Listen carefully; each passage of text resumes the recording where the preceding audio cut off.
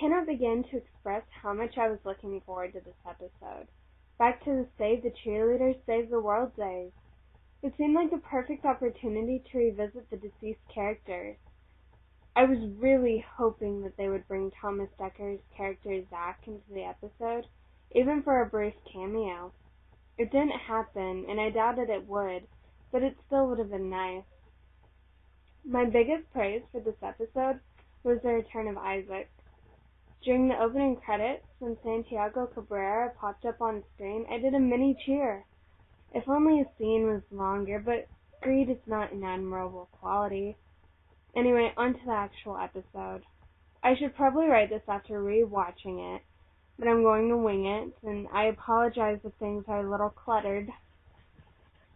So, Once Upon a Texas returns to the days of Season 1. Hero and his undoing all the wrongs seems like a horrible idea. The first or second episode, I'm not really sure, in which Hero spills the slushie seemed disastrous. With Ando and Kimiko in a relationship, would Ando have willingly gone on Hero's quest?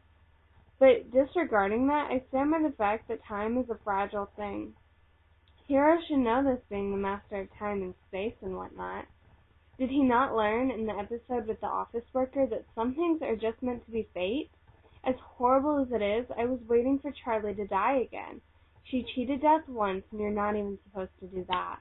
When her aneurysm struck right after Hero saved her, I thought it was proof. Thank you, Samuel, for meddling. I greatly disliked the fact that Hero told Sylar his future. Once again, this could have astronomical effects on the future, effects that probably won't even ever be explored in the series, just written off. Samuel was once again amazing. Zachary Quinto is a wonderful actor, and I like the character of Sylar a lot. But Samuel is a refreshing change of pace. He's a great character, one I hope will stick around. David Anders and Kristen Bell are both gone, and I thought they were wonderful. Let's hope Samuel, who is somewhat similar to the two, sticks around. The HRG storyline seemed unnecessary. I understand wanting to give a more humane side to Season 1 HRG, but I didn't think a possible affair was the way to go about it. And then we reached the Mohinder storyline. I liked Mohinder in the first season. In the third season, Mohinder got even more redundant than usual. I think I remember Sylar making a joke about him in the last episode, but I never really hated Mohinder, except for that little period in Villains. Talk about selfish and misled, not to mention easily manipulated. And when I saw he wasn't in the credits in the premiere, I was disappointed. Now his presence, or lack thereof, hasn't been noticeable really. Although I do miss the voiceovers. It doesn't feel like the end of an episode without them. But I'd accepted the fact that he was gone. Now he's dead. I would have been fine with him being off in India, but now they're going to bring him back, have him die, etc. I'm shaking my head.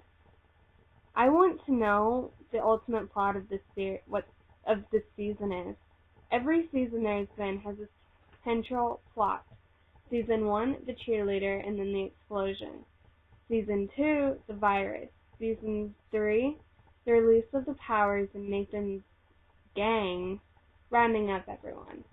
Right now, all there is a bunch of singular stories that aren't doing much connecting.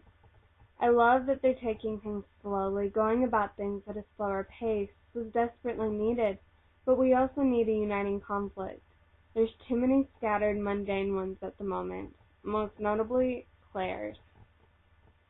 A decent episode, much better than they have been in the recent past, but I'm still waiting for them to get even better.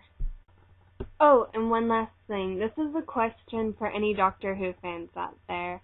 I'm thinking I've seen almost all of the newer episodes with Christopher Eccleston and David Tennant, and I really want to put a few on my iPod, but I'm not sure which ones. If anyone has a favorite episode recommendation, I totally need them because I cannot decide. And if anyone has any comments or disagreements or other ideas about the latest Heroes episodes, let me know. I'd love to hear them. And this is Inky Marshmallow. Thank you.